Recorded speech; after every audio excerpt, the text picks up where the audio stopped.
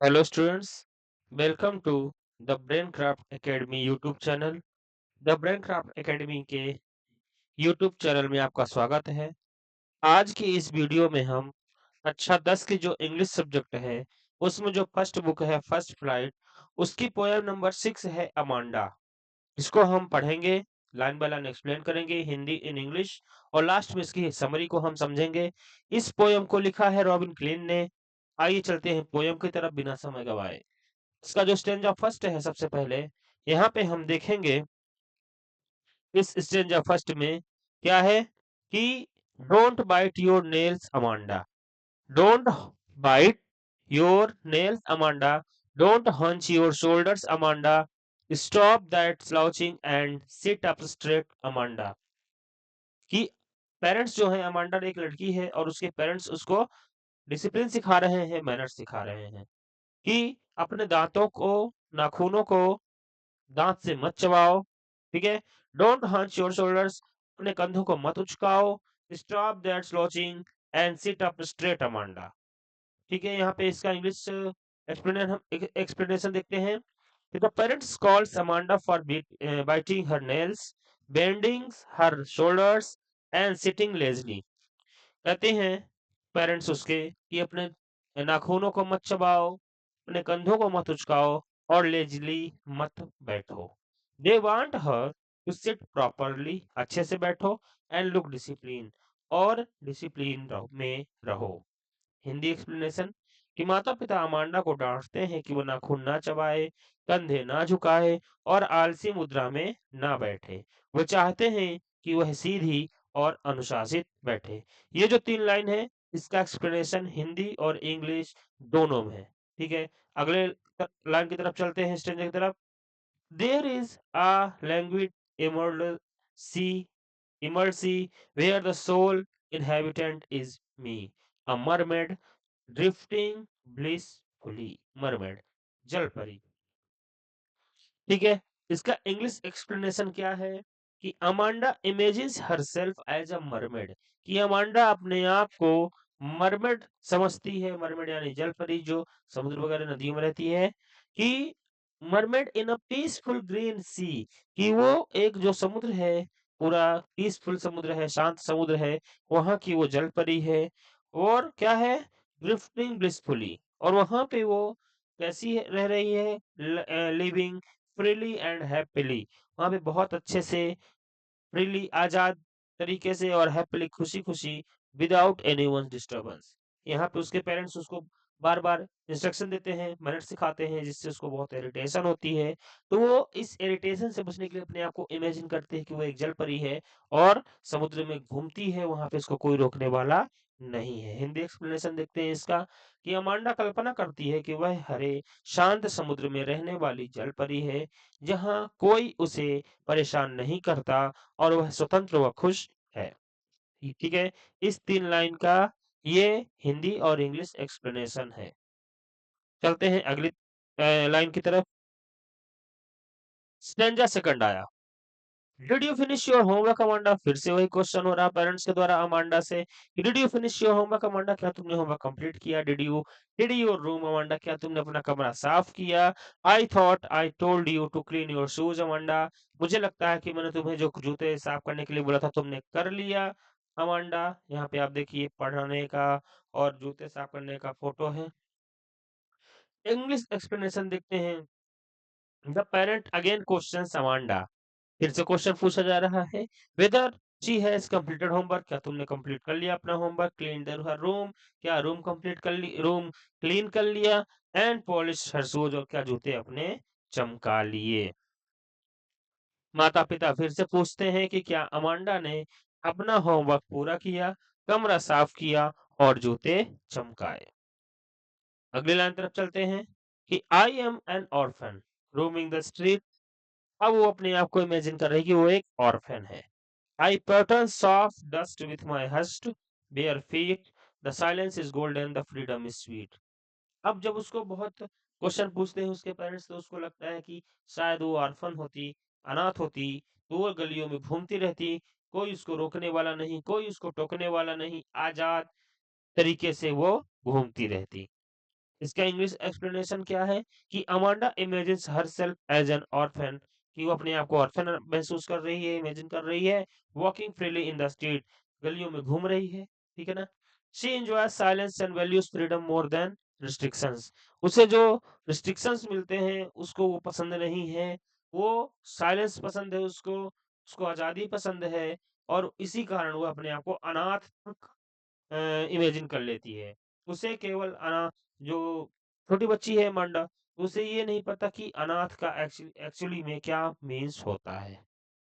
आगे चलते हैं, स्ट्रेंजा नंबर 3 है, you don't eat that chocolate Amanda, फिर से इंस्ट्रक्शन दे रहे हैं parents, you don't eat that chocolate Amanda, remember your egg Amanda, ठीक है ना? यहाँ पे विल डांट रही, फोटो में देख सकते हैं कि will you please look at me when I am speaking to you Amanda, कि डोंट ईट दैट चॉकलेट, उसको समझा रहे हैं कि चॉकलेट वगैरह मत खाओ, क्योंकि उससे तुमको पिंपल होते हैं, जब कोई तुमसे बात करे तो उनकी बातों को ध्यान से सुनो, इग्नोर मत करो, अवॉइड मत करो। तो the parents stops Amanda from eating chocolates as they may cause pimples, parents जो है अमांडा को चॉकलेट खाने से रोकते हैं, उसके कारण उसको पिंपल्स होते हैं, and also scold her for not paying attention, और उसको जो बातों पर ध्यान नहीं देती है, इसलिए उसको डाँटते हैं कि वो टेंशन नहीं देती, किसी की बात को ध्यान से नहीं सुनती है। तो माता-पिता अमांडा को चॉकलेट खाने से रोकते हैं, क्योंकि उससे दाने निकल सकते हैं। वे उसे डाँटते हैं कि जब भी कोई बड़े बोलें, तो वह ध्यान से सुने, ठीक है? तो यहाँ पे ये स्टेंजा हमारा खत्म होता है। चलते हैं हम अगले स्टेंजा तरफ, तो उसमें क्या है, I am Rapunzel. I have not a care. Life in a tower in tranquil and rare. I will certainly never let down my bright hair. फिर अपने आप को इमेजिन कर रही है एक रपुंजल, एक फेयरी टेल स्टोरी है, वहाँ पे एक कैरेक्टर है रपुंजल का, जिसके बाल बहुत लंबे रहते हुए बड़े से टावर में रहती है। तो वो प्रिंसेस रहती है एक स्टेट की, ठीक है? तो बहुत बड़े टावर में रहती है वो, वहाँ पे। तो वो उसका प्रिंस जब आता है, राजकुमार, तो वो अपने बाल को, जो उसके लंबे बाल रहते हैं, उसको नीचे गिरा देती है, और उस बाल को पकड़कर वो प्रिंस ऊपर टावर पे चढ़ता है। उसी स्टोरी के इंस्पायर होकर ये अपने आप को रेपुंज़ल इमेजिन कर रही है, लेकिन क्या कहती है कि I have not a care, life in a tower is tranquil and rare, कि जो टावर की लाइफ है, वो कैसी है? अकेली है, कोई वहाँ पे रोक-टोक करने वाला नहीं है। तो वहाँ पे वो रहना चाहते हैं रपुंज़ल के जैसे एक बड़े टावर में, जहाँ पे उसको कोई रोकने-टोकने वाला ना हो, और जैसे स्टोरी में बताया गया कि वो बाल नीचे गिराती है, तो ये अमांडा अपने बालों को नीचे नहीं गिराएगी। अगर नीचे गिराएगी तो कोई आ जाएगा और उसकी जो शांति है, उसकी एकाग्रता है, उसको डिस्टर्ब कर देगा। तो अमांडा कल्पना करती है कि वह रपुंजल है, ऊँचे टावर में रहती है। कहानी के विपरीत, जो कहानी हमने बताया कि वो प्रिंस के लिए अपना बाल नीचे गिराती है, तो उसके विपरीत सोचती है कि वह अपने बाल कभी नीचे नहीं गिराएगी, ताकि कोई उसकी शांति को भंग ना कर सके। चलते हैं नेक्स्ट लाइन पर, ये हमारा फाइनल स्टेंजा है। इसमें क्या है? Stop the sulking at once Amanda, फिर से इसको इंस्ट्रक्शन दिया जा रहा है। You are always so moody Amanda, anyone would think that I nagged at you Amanda, कि तुम्हारा जो मुंह है वो हमेशा बना रहता है, उदास रहता है, और ऐसा लगता है कि तुम्हें कितना डांटा जा रहा है। The parents ask Amanda to stop sulking and looking moody, fearing that others might think she is constantly being nagged. तो माता-पिता अमांडा से कहते हैं कि वह उदास और चिड़चिड़ा चेहरा बनाना बंद करे। तुम्हारे जो चेहरे में जो चिड़चिड़ापन है, तुम्हारे चेहरे में जो उदासी छाई रहती है, इसको चेंज करो, खुश रहो, अच्छे से रहो। क्योंकि तुम जब ऐसे रहती हो तो लोग समझते हैं कि हम तुम्हें, पेरेंट्स जो बोल रहे हैं कि हम तुम्हें हमेशा डाँटते रहते हैं। लेकिन जो डाँट है वो तुम्हारे अच्छे के लिए है, तुम्हारे भले के लिए होती है, लेकिन बच्चे ये समझते नहीं हैं। तो ये पोएम यहाँ पे ये चीज़ कहती है। तो ये हमारा फाइनल स्ट्रेंजा कंप्लीट होता है। अब हम चलते हैं इस पोएम की समरी की तरफ। क्या समरी क्या कहती है? तो समरी है जो छोटी सी समरी है, ये हमने लिखी है। आप इसको राइट डाउन कर सकते हैं, ये आपके एग्ज़ाम में बहुत यूज़फुल रहेगी, छोटी सी समरी। इजी लैंग्वेज है और आपको बहुत आसानी से याद भी हो जाएगी। क्या कहते हैं समरी कि the poem highlights the conflict between a child's longing for freedom. Freedom मतलब आजादी, ठीक है ना। कॉन्फ्लिक्ट मतलब एक अंतर्द्वंद चलता रहता है बिटवीन, बीच में किसके किसके, longing for freedom and imagination versus the constant restrictions and instructions from parents।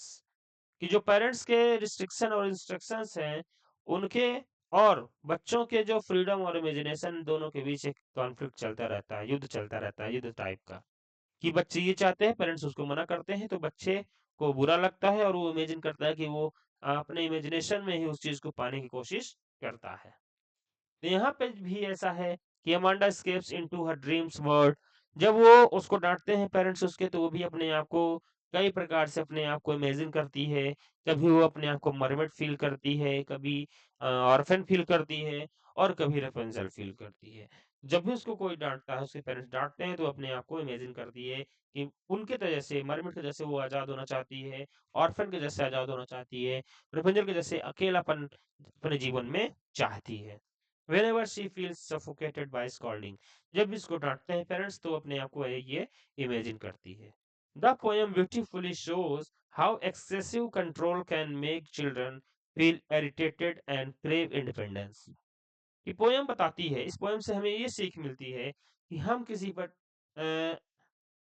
जबरदस्ती जब कंट्रोल करते हैं बिना किसी मतलब का, है ना, ज़रूरत से ज़्यादा जब हम कंट्रोल करने की कोशिश करते हैं, तो वो फिर एक इरिटेशन बन जाता है।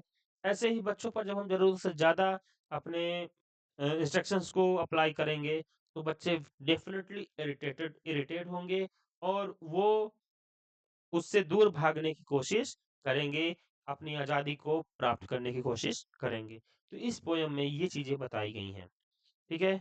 तो अगर आपको वीडियो पसंद आता है तो इस वीडियो को लाइक करिए, कमेंट करिए, शेयर करिए, सब्सक्राइब करिए चैनल को अगर अभी आपने नहीं किया हो। बेल आइकन प्रेस करिए जिससे हमारे वीडियो की नोटिफ़िकेशन आप तक पहुँच सके। अपने दोस्तों को भेजिए, सभी को जो क्लास 10th में है, ये पोएम यूज़फुल है।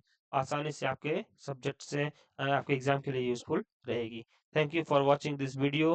Hope I hope you enjoyed it. Thank you so much.